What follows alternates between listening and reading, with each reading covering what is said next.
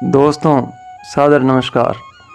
भारतीय दर्शन एवं संस्कृति में सभी भारतीयों का स्वागत है। दोस्तों, भारतीय संस्कृति बहुत ही प्राचीन एवं पवित्र संस्कृति है। भारतीय संस्कृति में हर पहलू का सकारात्मक रूप से अनुसंधान किया गया है एवं मनुष्यता की शिक्षा का मार्गदर्शन किया गया है। जीव की प्रकृति, गुण, स्वभाव एवं विचारों का सूक्ष्मता से अध्ययन किया गया है। प्राचीन काल से ही मनुष्य की प्रवृत्ति एक दूसरे की निंदा करने की रही है।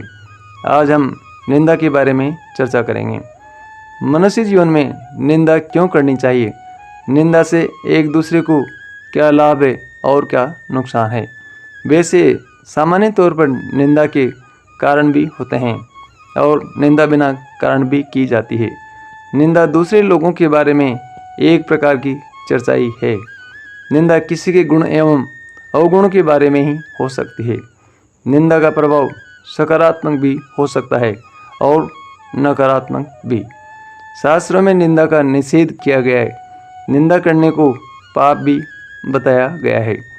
निंदा करने का सबसे बड़ा दोष एवं अवगुण यह है कि हम जिस व्यक्ति की निंदा कर रहे होते हैं उसके बारे में उस व्यक्ति को कोई जानकारी नहीं होती है, लेकिन हम अज्ञानता से मन को खराब करके दूसरों की बुराई कर रहे होते हैं।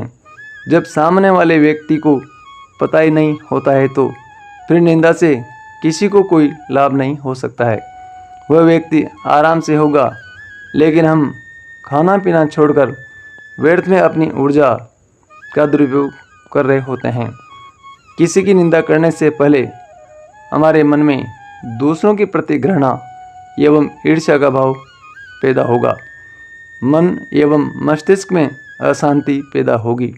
फिर निंदा करने पर अशांति और बढ़ेगी, जो मानसिक एवं शारीरिक स्वास्थ्य को खराब करेगी।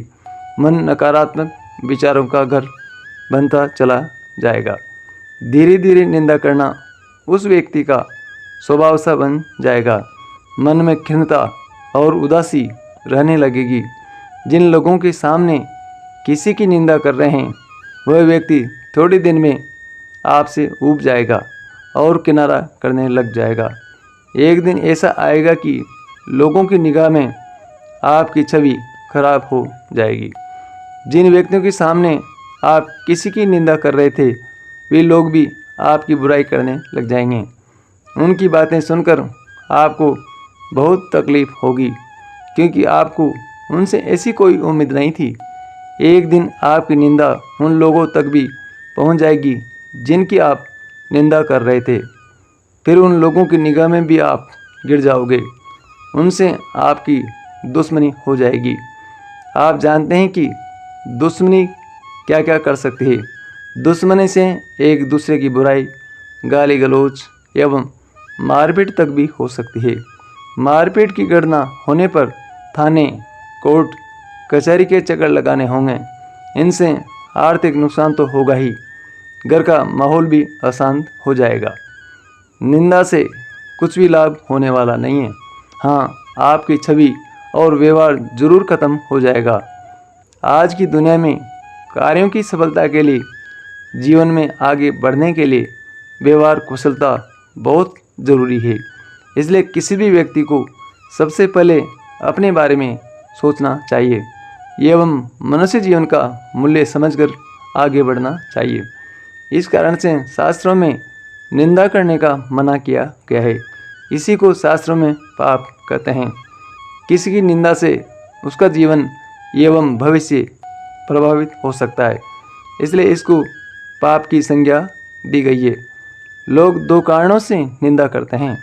लोग उन व्यक्तियों की निंदा करते हैं जो इस जीवन में आगे बढ़ रहे होते हैं, उन्नति कर रहे होते हैं, क्योंकि लोगों को दूसरों की संपत्ति, पुत्र, परिवार की शांति, आनंद, प्रगति आदि पसंद नहीं होते हैं। कुछ लोगों का स्वभाव ही होता है दूसरों की निंदा करने का। द्वेष भावना से भी लोग निंदा करते हैं।